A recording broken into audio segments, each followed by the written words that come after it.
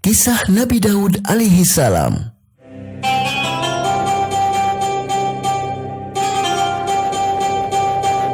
Nabi Daud alaihi salam berasal dari keturunan Yahuja bin Yakub bin Ishak bin Ibrahim alaihi salam. Allah Subhanahu wa taala mengutus Nabi Daud alaihi salam dengan hikmah, keleluasaan ilmu serta kebijaksanaan. Kepadanya diturunkan kitab Jabur sebagai petunjuk bagi kaumnya saat itu. Allah Subhanahu wa taala menganugerahi kekuatan kepada Nabi Daud alaihi salam sehingga beliau mampu melunakkan besi.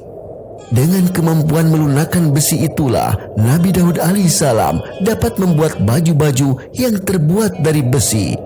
Semua itu Allah Subhanahu wa taala yang telah mengajarkannya.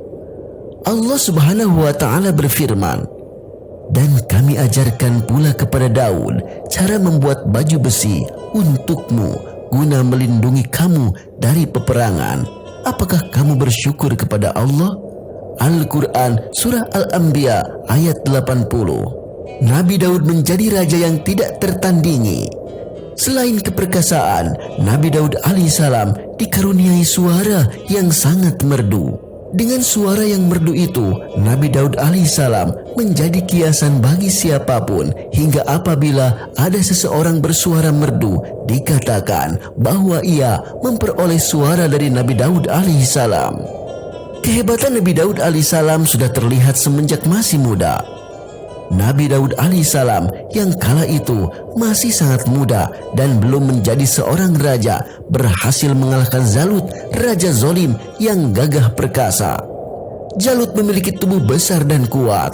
Semua orang tidak sanggup mengalahkannya. Ketika Talut dan pasukannya yang beriman sudah berhadap-hadapan dengan Jalut dan pasukannya yang kafir, semua menjadi ketakutan. Talut sang komandan orang-orang beriman berkata, "Siapa yang berani berduel melawan Jalut dan membunuhnya?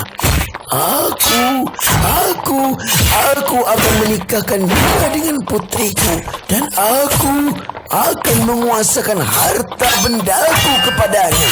Teriak Talut memotivasi pasukannya. Nabi Daud alaihissalam muda tampil dengan keberanian yang terpancar di raut wajahnya. Aku akan meladeni tantangannya dan mengalahkannya, ucapnya sangat percaya diri. Kala itu, Nabi Daud alaihissalam tidak memakai baju besi atau persenjataan yang lengkap seperti para prajurit lain.